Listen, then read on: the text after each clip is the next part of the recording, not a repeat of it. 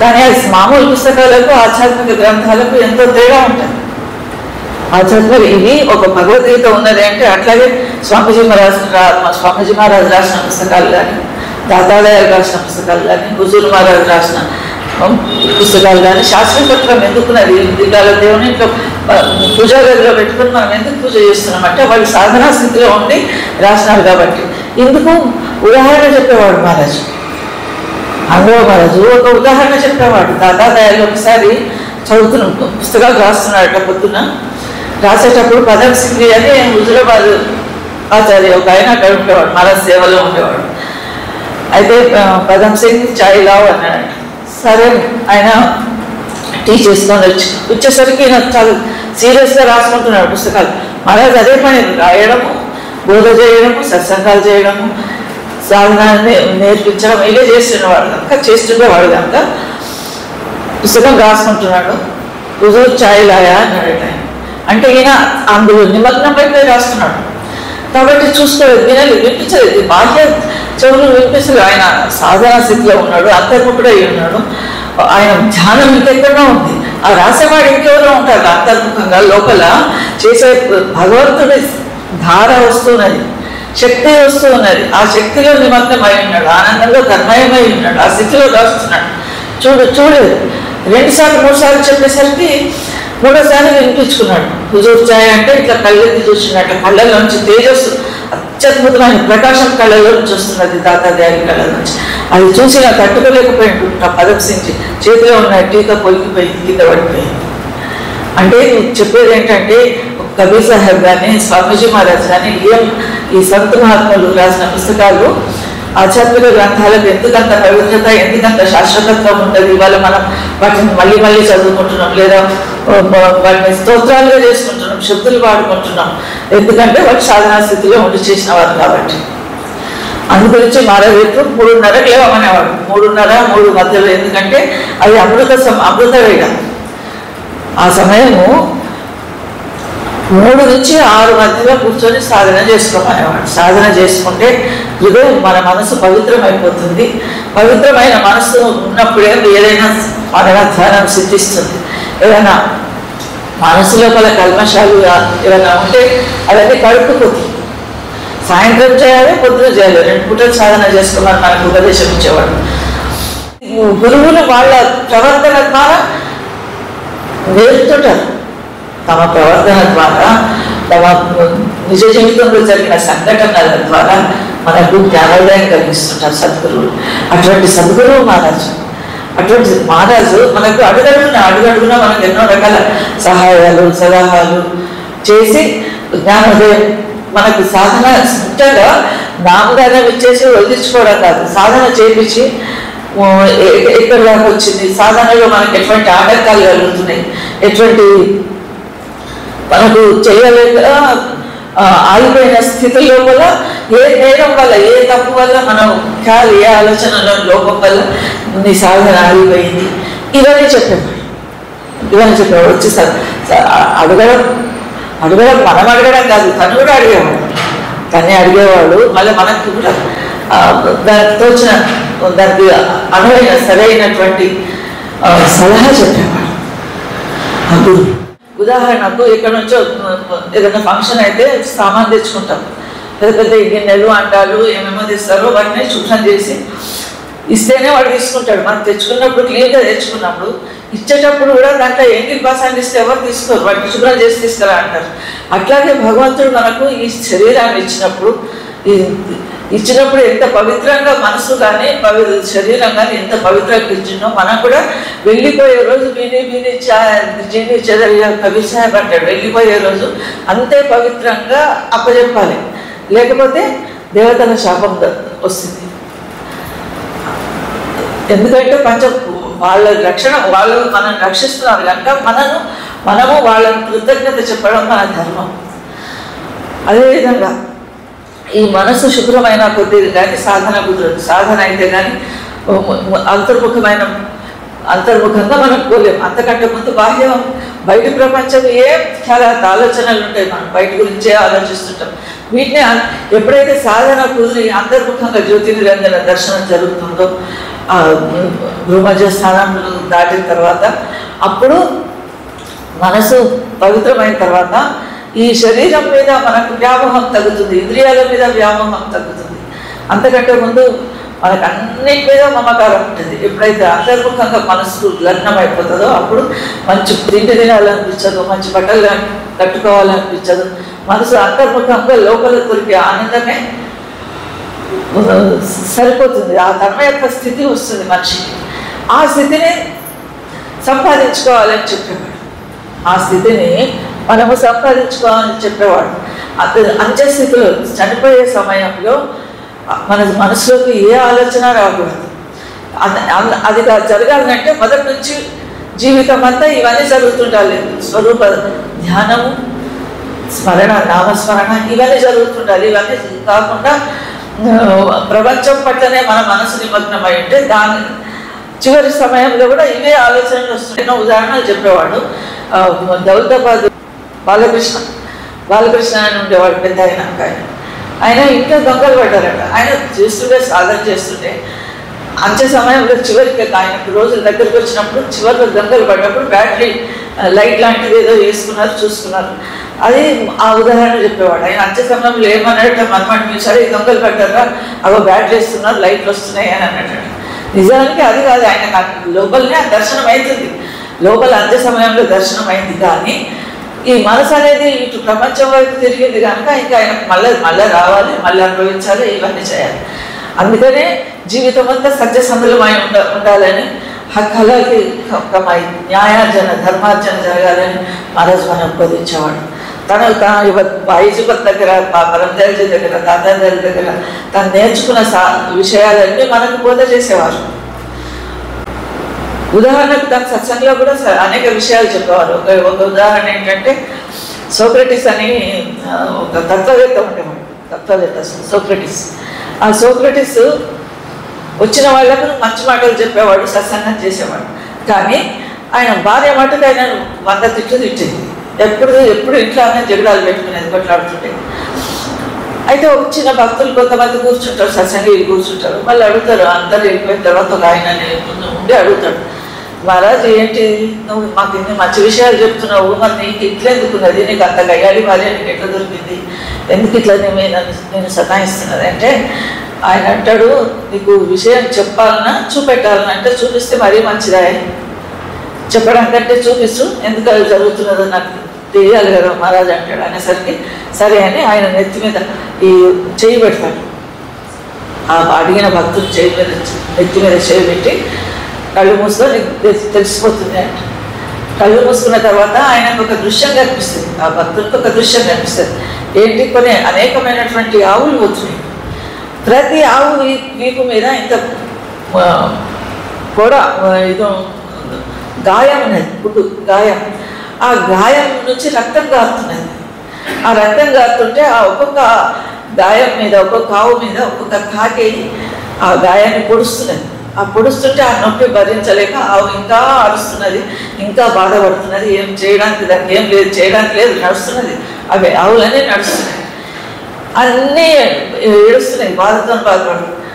అయితే ఇది దృశ్యం కనిపిస్తుంది. ఆయన తర్వాత 5 నిమిషాలు అయినాక తర్వాత సమాధి స్థితి నుంచి బయటకు వస్తాడు. వచ్చి ఏం చూసినావు అని అడుగుతాడు. అంటే ఏం లేదు మహారాజ్, ఆవు పోతుంటే ఆవుల మీద కాకి పొడుస్తున్నది, అన్నిటి మీద గాయాలు ఉన్నాయి, రక్తం గారుతున్నది.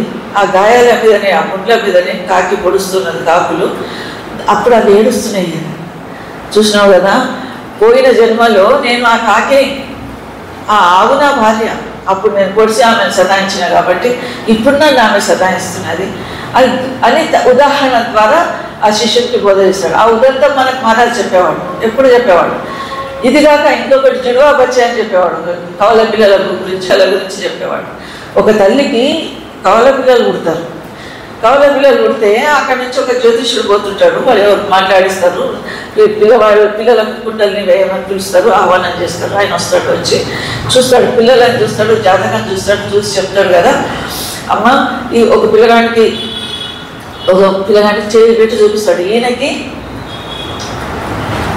నూనె పెట్టదు తలకు మామూలుగా చిన్నపిల్లలకి ఏం చేస్తారు మాడుకని ఇట్లా నూనె రాస్తారు, నూనె అంటారు. ఈ పిల్లగాడికి ఏం మాత్రం నూనె అంటకూడదు. ఈ పిల్లగాడికి ఒక 1/2 కిలో నూనె కూడా వీటికి నువ్వు రాయకు, ఎంత కూడా నూనె రాయకు, ఒక స్పూన్ అడుగు చెడు కూడా రాయకంట.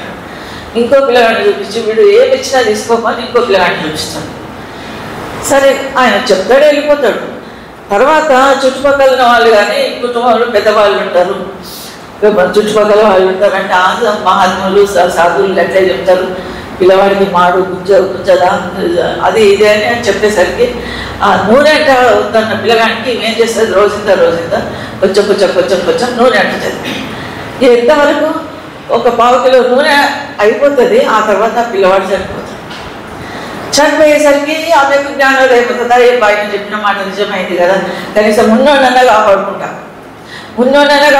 వాడు బాధతో ఆమె ఏం చేస్తుంది, ఇంకో పిల్లగాడిని పెంచుకుంటుంటుంది. ఏదో కష్టం చేస్తుంది, పిల్లగాడిని పెంచుకుంటాడు. వాడు పెద్దవాడు అయిపోతాడు. పెద్దవాడు అయిపోయిన తర్వాత వ్యాపారం చేసి డబ్బులు బాగా సంపాదించి వాడు అనుకుంటాడు కదా. కానీ ఈమె అదే కష్టం చేసుకుంటుంది. ఏమేమి చిన్నప్పటి నుంచి మొదటి నుంచి ఏమేమి పనులు చేస్తున్నదో ఆ పనులు చేసి తన పూట కోసుకుంటున్నది. కొడుకు సంపాదించింది మాత్రం తీసుకుంటలేదు. తను ఏం చేస్తుందో ఎట్లా డబ్బు సంపాదించిందో అదే విధంగా. అయితే కొడుకు కనిపిస్తుంది, అని నేను ఎన్ని చేసి 1000 రూపాయలు సంపాదిస్తున్నాను నేను, కానీ మా అమ్మకి నేను ఏమి ఇవ్వలేకపోతున్నా, ఏం పెట్టలేకపోతున్నా, నేను ఏమి ఇచ్చినా తీసుకోదు కదా కాదు.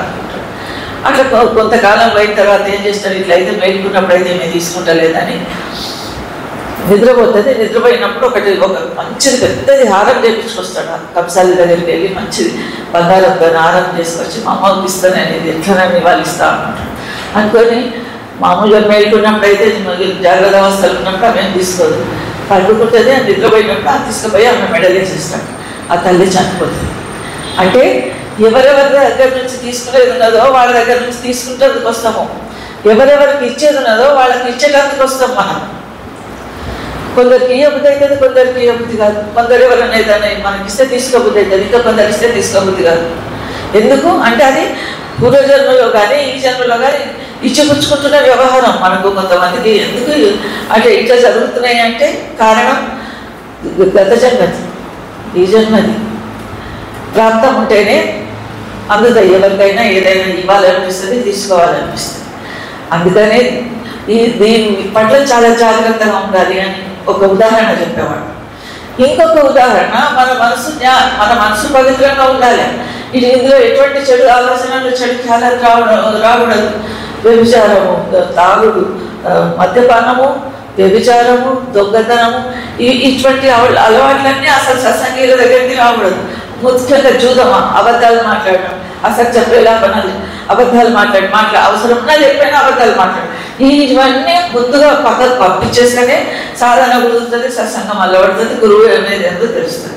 ఆధ్యాత్మికంగా పరమార్థం మనకు రావాలంటే, పరమార్థం మనకు అందాలంటే, మనకు ఆ స్థితి పరమాత్మ స్థితికి మనం చేరుకోవాలంటే ముందుగా హృదయ పరివర్తన చాలా అవసరం. ఇందులో చెడు ఆలోచనలు ఉండకూడదు, చెడు మాటలు ఉండకూడదు, చెడు అలవాట్లు ఉండకూడదు. ఇవి తినకూడని పదార్థాలు తింటే ఈ జూదమాడి లేదా తాగుడు ఇవన్నీ చేస్తే లోపల దేవతలు ఆక్రోషిస్తారు, దేవతలకు కోపం వస్తుంది. ఇది పవిత్రంగా మేము కాపాడుతున్నాము, దీంట్లో అన్ని అనవసరమే అన్ని చెడు పదార్థాలు వేస్తున్నాడు కదా అని కోపం వస్తుంది. అందుకని దైనందిన జీవనంలో మనము చాలా పవిత్రంగా ప్రతిదీ ఏ పని చేసినా కూడా ఆలోచించి చేయాలి. ఒక విక్రమాదిత్య మహారాజు ఉండేవాడు, ఉజ్జయిని పాలించినవాడు విక్రమాదిత్యుడు. ఆయన రాజుగారంటే అది అంత మనిషి కూడా చాలా అందగాడు, మనిషి గుణం మంచిది. ఆయన చూసి ఒక స్త్రీ మోహిస్తుంది. రాజుల దగ్గర ఏముంటుంది, రాజనర్తకులు ఉంటారు, రాజుల దగ్గర నర్తనం నాట్యం చేసే వాళ్ళు ఉంటారు. ఒక స్త్రీ ఏం చేస్తుంది, రాజుగారితో ఈ విక్రమాదిత్యంతో మాట్లాడుకుంటూ, ప్రభు నాకు నీ వంటి కొడుకు కావాలని ఉన్నది అంటే, నువ్వు నన్ను పెళ్లి చేసుకోవాలని అర్థంలో ఆమె అంటే ఈయనను మోహిస్తుంది. ఆమె ఈయన రాజు ఎన్నో పెళ్లిళ్ళు చేసుకుంటారు కదా అని అనుకుంటుంది రాజుగారు. కానీ అందరు రాజులు అట్లా ఉంటే వాళ్ళు ఏకపత్ని వ్రతులు కూడా ఉన్నారు. ఆ రోజుల్లో కూడా న్యాయవంతులు ఉన్నారు. పరాయి స్త్రీని తల్లిలాగా చెల్లిలాగా చూసుకునే వాళ్ళు కూడా ఉన్నారు. ఆనాటి రాజులు కూడా అందరు ఒక తీరుగా ఉన్నారు. అయితే ఆమె అనుకుంటుంది అందరు రాజుల్లాగానే ఆయన కూడా అనుకొని, రాజా నీలాంటి కొడుకు కావాలి నాకు అని అంటే, ఈమె చూపుకు సరిగా లేదు. ఈమె ఆలోచన వేరే విధంగా ఉన్నది. ఆయన పెళ్లి చేసుకోవాలని ఈమె ఆలోచన. కానీ రాజుగారికి అటువంటి ఉద్దేశం లేదు. ఆయన అంటాడు, అమ్మా నాలాంటి నీ కొడుకు నీకు పుడతాడో లేదో నన్నే నీ కొడుకు అనుకో, నేనే నిన్ను తల్లి అనుకుంటాను అని అంటాడు రాజు. అనేసరికి ఆమె కళ్ళు తెరుచుకుంటే ఆలోచన ఏ విధంగా ఉన్నది, నా ఆలోచన ఎట్లున్నది, ఆయన ఆలోచన ఎట్లున్నది, పవిత్రంగా ఉన్నది కదా అని ఆమె లోపల మార్పు అనేది వస్తుంది, పశ్చాత్తాపం అనేది కలుగుతుంది. ఇటువంటి ఉదాహరణలు చెప్పేవాడు మహారాజు. ఎందుకు భైజీ మహారాజు ఒకసారి వీళ్ళు ఇంటికి పోతాడు, అనంతర మహారాజు ఇంటికి పోతాడు. ఇంటికి పోయినప్పుడు ఇట్లా సమయానికి బంధువులు మిత్రులు వస్తే చెప్పి రావాలి కదా, సడన్గా వస్తే ఏమిటై ఏదో లెక్క పెట్టడానికి మనకు కావాలి, చేతిలో పైసలు లేవు. మెల్లగా పక్కింట్లోకి పోతాడు, పోయి కొంచెం డబ్బుల్లో తీసుకొని అప్పు తీసుకొని బజార్కి వెళ్ళి మిఠాయి కొనుక్కొచ్చి పెడితే మహారాజు అంటాడు, ఈ విధంగా అప్పు చేయొద్దు, నీ దగ్గర వచ్చిన దాంట్లో కొంచెం నువ్వు దాచిపెట్టుకోవాలి డబ్బు. కానీ ఎక్కడి నుంచి రుణం, ఎప్పుడైనా సరే రుణం అనేది ఎక్కడి నుంచి తీసుకోవద్దు. ఈసారి నుంచి ఇట్లా చేయొద్దు, నువ్వు నీ దగ్గర ఏదన్నుంటే పెట్టు, లేకుంటే వద్దు అంతే. అప్పటి నుంచి మహారాజు ఇంట్లో ఒక సంప్రదాయం, ఒక రూల్ పెట్టుకున్నారు. ఏ మహారాజు రాని ఎక్కువ ప్రసాదం చేయాల్సిన చక్కెరనే పెడతారు, చక్కెర ప్రసాదమే డిస్ట్రిబ్యూట్ చేసేవారు. పరమదేవజీ మహారాజు వచ్చిన చక్కెరనే ఇచ్చి అందరికి పంచిపించేవారు. మహారాజు ఇంకా ఏమనేవాడు అంటే, ఒక ఉదాహరణ చెప్పి, స్వామికి సద్గురువుకు సాయుధ్య స్థితి రావాలి. సాయుధ్య స్థితి అంటే చివర, మొదలు స్వామికి గురువుకు సమీపంలో ఉండాలి.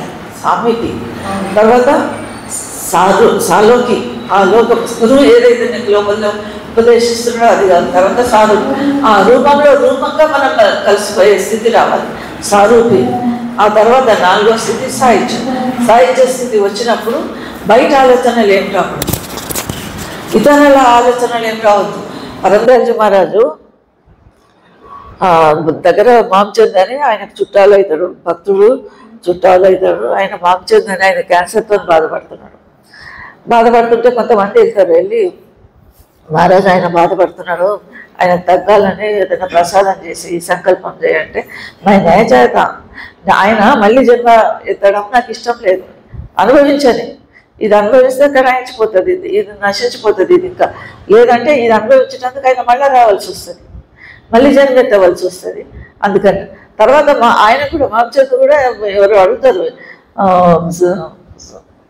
నీకు ఎట్లా, ఆయన బెడ్ రీడర్ అయి ఉంటాడు, ఆయన అంటాడు కదా చనిపోయే స్థితి, ఆ మాటలు మాట్లాడి ఆయన ప్రాణం వదిలేస్తాడు. ఆ స్థితిలో ఏం చేస్తాడు, ఎవరు పోయి అడిగితే ఇక్కడనే పరమదేవజీ నా దగ్గరనే కూర్చున్నాడు కదా అంటాడు. ఆయన పరమదేవజీ నా దగ్గరనే కూర్చున్నాడు కదా, నన్ను రక్షణ చేస్తున్నాడు అని చెప్తాడు. ఆ విషయం మహారాజుకి తెలుస్తుంది. చివరిలో చెప్తారు, అక్కడ ఉన్న వాళ్ళు చెప్తారు, ఇట్లా అన్నాడు ఆయన చివరి నిమిషం తర్వాత ప్రాణం పోయింది అంటే చాలా అదే బాధపడతాడు. ఏం లాభమైంది, నేను సాధన చేసాడు, ధ్యానం చేసుకున్నాడు, అభ్యాసంలో ఉన్నత స్థాయికి చేరుకున్నాడు. అయినా కూడా చివరి నిమిషంలో ఆయన మనసు ఎక్కడ పోయింది, పరమదేవజీలో కూర్చున్నాడు అనే స్థితికి పోయింది. అంటే మనసు లోపల వేరే ఆలోచన వచ్చింది. వేరే ఆలోచన ఏది రాకూడదు, ఆలోచన వస్తే దానికి అనుగుణంగా మళ్ళీ జన్మ తప్పనిసరి, మళ్ళీ ఇంకో జన్మ ఎత్తవలసి వస్తుంది. అందు గురించి దాని మానవ మందిరంలో ఉంటే, అయ్యో ఇంకా నేను సామ్రాజ్యం నిర్మించుకున్నా, ఏమవుతుందో నేను పోయిన తర్వాత నా ఖ్యాల్ ఆలోచన ఒక క్షణం వస్తే తన మళ్ళీ పుట్టవలసి వస్తుందని ఎక్కడో అమెరికాకి వెళ్ళి పిట్స్బర్గ్కి వెళ్ళి అక్కడ తన శరీరాన్ని వదిలిపెట్టింది. వెళ్ళేటప్పుడు తెలుసు మళ్ళీ రానని తెలుసు, డబ్బాల బంద్ అయ్యి వస్తా అని కూడా అక్కడ ఉన్నోడే చెప్పిండు. ఆగాలంటే తన ఆ ప్రాణాన్ని నిలుపుకోగలుగుతారు వాళ్ళు. కానీ ఎందుకు వచ్చిన పని అయిపోయింది, ప్రపంచానికి ఏం చెప్పాలని వచ్చిందో తను అయిపోయింది. అట్లాగే ఇప్పుడు ఆంధ్ర మహారాజు కూడా సేమ్, వీళ్ళందరూ ఒకటే గురువు శిష్యులు కాబట్టి ఒకటే రకమైనటువంటి తాలీం శిక్షణ వాళ్ళకి దొరికింది కాబట్టి అదే మనకు ఉపదేశించారు. ధ్యానం, నిరంతరం గురువు ధ్యానం మనకు జరుగుతుండాలి. ఆటంకాలు ఎన్ని వచ్చినా కూడా అదని రోజంతా మనము ఉదాహరణకు ఆఫీస్కి వెళ్తాం, లేదా షాప్లోకి వెళ్తారు, ఇంకేదో పనులు చేస్తారు. రోజంతా ఎంతో మందితోనే మాట్లాడవలసి వస్తుంది. వచ్చేవాళ్ళు వస్తుంటారు, పోయేవాళ్ళు వస్తుంటారు. ఆఫీసులలో కూడా రకరకాల మనుషులతో పరిచయాలు ఏర్పడతాయి. అది ఏం జరుగుతుంది, మాట్లాడినప్పుడు మన మనసు మీద ప్రభావం చూపిస్తుంది అవతలి వాళ్ళ మాటల ప్రభావం. కాబట్టి సాయంత్రం వచ్చిన తర్వాత సాధన చేసుకుంటే ఈ గంట సేపట్లో ఆ ఆలోచనలన్నీ కొన్ని దూరం అయిపోతాయి. తెల్లారి పొద్దున చేసే సాధన లోపల నీ మనసు ఏకాగ్రం అవ్వడానికి అవకాశం ఉంటుంది. ఎందుకంటే తన అనుభవం చెప్తున్నాడు. ఏంటంటే వాళ్ళ ఆఫీస్లో ఒక ప్యూన్ ఉండేవాడు చెప్రాసి. ఓ రోజు మహారాజుకు ఒక ఫైల్ అవసరమవుతుంది. ఏదో పలానా ఫైల్ తీసుకురా అంటే అతను మర్చిపోతాడు, ఎక్కడో పెడతాడు, మర్చిపోతాడు, దొరుకుతలేదు, సార్ దొరుకుతలేదు అని వస్తాడు. మహారాజు కోపం వస్తుంది. అది అర్జెంట్ ఫైల్, పై ఆఫీసర్ అడుగుతున్నాడు, ఇవ్వకపోతే నేను మాటలు పడవలసి వస్తుంది, చూడు అని కోపగించుకుంటాడు. కోపంలో వచ్చేది కాదు అని కోపగించుకుంటాడు. అయితే ఇక ఎంతైనా మాట పడ్డప్పుడు ఏ స్థాయి ఉద్యోగికైనా బాధ కలుగుతుంది. ఆ ప్యూన్ కొంచెం మొక్క మార్చుకుంటాడు, బాధపడతాడు. సరే సాయంత్రం ఇంటికి వస్తాడు మహారాజు. ఇంటికి వచ్చి ధ్యానానికి కూర్చుంటాడు, సాధన కూర్చుంటే ఆయన ముఖమే కనపడుతుంది. సాయంత్రము పొద్దున్న ధ్యానంలో కూర్చున్నా కూడా ఆ మొక్క మార్చుకున్న చెప్రాసి ముఖమే కళ్ళలో తిరుగుతున్నది. అప్పుడు చాలా బాధపడతాడు. నేను అనవసరంగా అన్నా కదా, అనవసరంగా కోపగించుకున్నా, అవతల మనిషిని దుఃఖపెట్టినా కాబట్టి ఇప్పుడు నాకు కళ్ళు మూసుకున్న కళ్ళు తెరిచిన మహారాజు కనబడతలేదు, సద్గురు ధ్యానం అయితలేదు, సద్గురు రూపం మాయమై ఈ ఆఫీస్లో తన కింది ఉద్యోగి ముఖం కనబడుతున్నదంట. దీనికి ఎట్లన్నా, దీనికి నేను అతనికి క్షమాపణ అడగాలి అనుకుంటాడు, మాఫీ మామూలుగా అనుకుంటాడు. అనుకొని తెల్లవారు ఆఫీస్కి వెళ్ళి ఆయనను పిలుస్తాడు. ఆ ప్యూన్ చెప్రాసిన దగ్గరికి పిలిచి, నువ్వేమనుకోకు, నేను నాకు కొంచెం కోపగించుకున్నాను, అది పై ఆఫీసర్ అడుగుతాడని అనుకున్నాను, కొంచెం మంచి మాటలు చెప్పి ఏమనుకోవద్దు అని ఆయనను ప్రసన్నం చేసుకునేటందుకు ప్రయత్నం చేస్తాడు. అందుకే ఎటువంటి స్థితిలో కూడా ఎవరి మీద దూషించొద్దు, ఎవరి మీద కోపగించుకోవద్దు. ఆ సమయం వస్తుంది, పోతుంది, తర్వాత శాంతమైపోతాం, కానీ ఆ మాట ఎప్పటికీ నిలబడిపోతుంది. కాబట్టి ఎందుకంటే జాగ్రత్త అవస్థలు చేసినాయి అన్నీ స్వప్నావస్థలు వస్తాయి. స్వప్నావస్థలు జాగ్రత్త, స్వప్న, సుషుప్తులు 3 స్థితుల గురించి చెప్పేవాడు. 3 స్థితులు జాగ్రత్త అవస్థలో అన్ని మంచి పనులు చేస్తాము, అన్ని చెడ్డ పనులు చేస్తాము, అన్ని ఏం చేస్తామో ఏమో జరిగిపోతుంటాయి. కొన్ని అవి కొన్ని ఇవి కలగలిసిగా వస్తుంటాయి జాగ్రత్త అవస్థలో.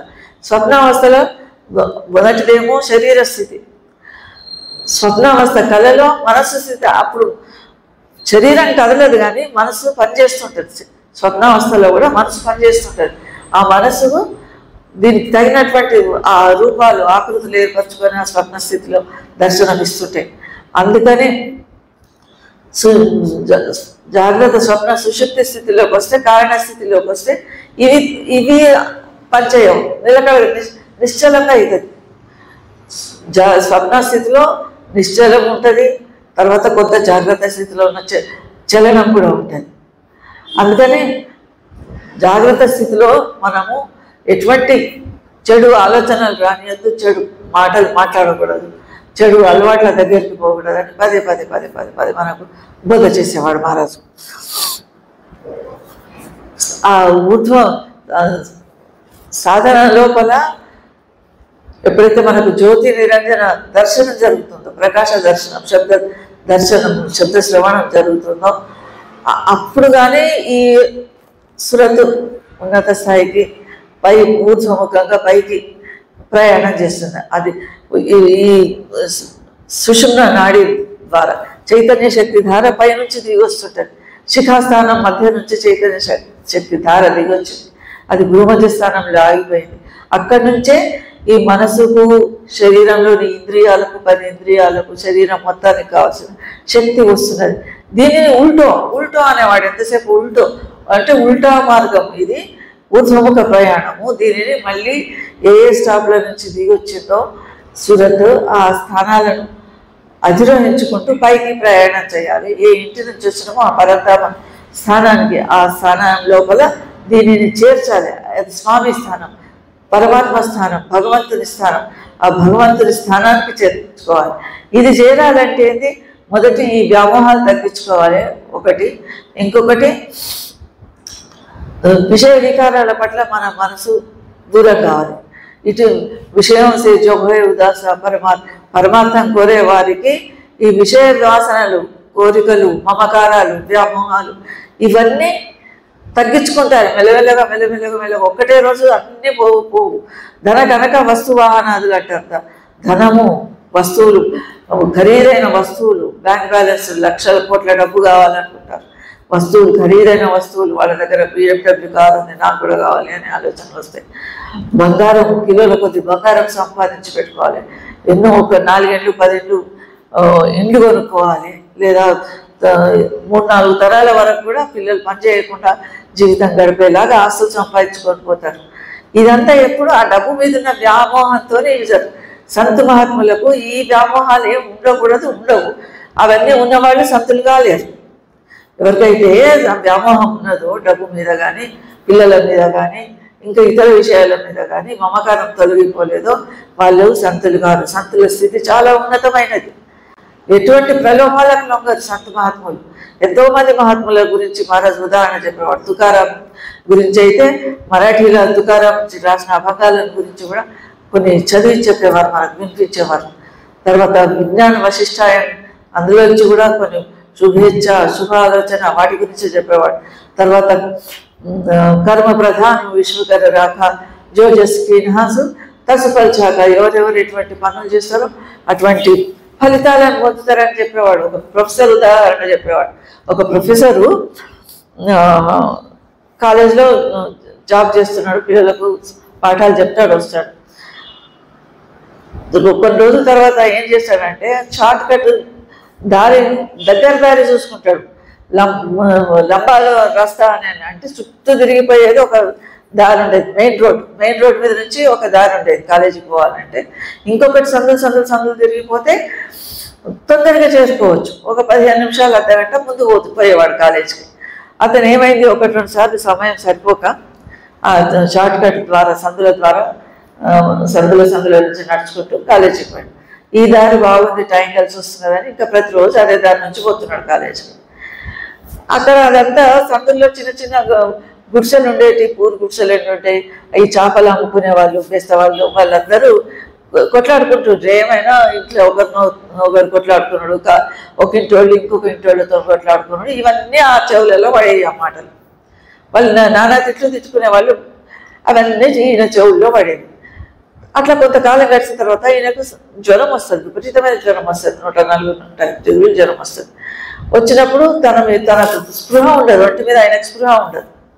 ప్రొఫెసర్ డాక్టర్ సాబ్ వస్తాడు, ప్రతిరోజు వచ్చి చెక్ చేసి మందులు ఇచ్చిపోతుంటాడు. ఇట్లా కొంతకాలం ఒక 5-6 రోజులు అట్లా గడుస్తాయి. గడిచిన తర్వాత క్యూర్ అయిపోతాడు, జ్వరం తగ్గిపోతుంది, మంచిగా స్వస్థత ఆరోగ్యం వచ్చిన తర్వాత, ఆరోగ్యం భద్రైన తర్వాత ఇంకా కాలేజీకి పోతుంటాడు. అప్పుడు మళ్ళీ డాక్టర్ వస్తాడు, వచ్చి ప్రొఫెసర్ సాబ్